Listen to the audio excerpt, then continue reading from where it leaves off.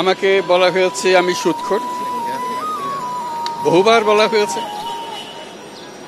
আপনারা সেটা গ্রহণ করেন নাই, কারণ গ্রামীণ ব্যাংকের মালিক আমি না। সুদ যদি গ্রহণ করে থাকে, সেই গ্রামীণ ব্যাংকের মালিকেরাই গ্রহণ করেছে।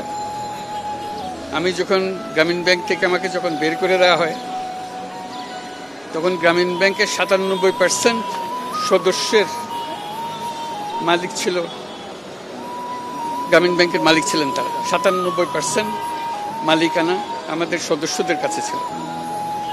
সুদ যদি গ্রহণ করে থাকেন, তারাই গ্রহণ করেছে। আমি একজন কর্মচারী মাত্র, সেটা আপনারা জানতেন। আমি গ্রামীণ ব্যাংকের মালিক ছিলাম না কখনো। কাজে আপনারা সেটা গ্রহণ করেন না।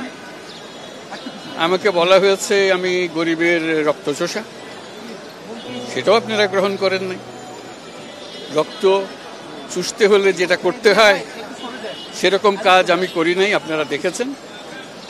আমি ১ কোটি গরিব মানুষকে একটা ব্যাংকের মালিক বানিয়েছি। চুষবো কোথার থেকে? তাদেরকে মালিকানা দিয়েছি, আর কেউ তো দেন এই পর্যন্ত। এটা তো সত্য ঘটনা, এখনো আছে তারা মালিক।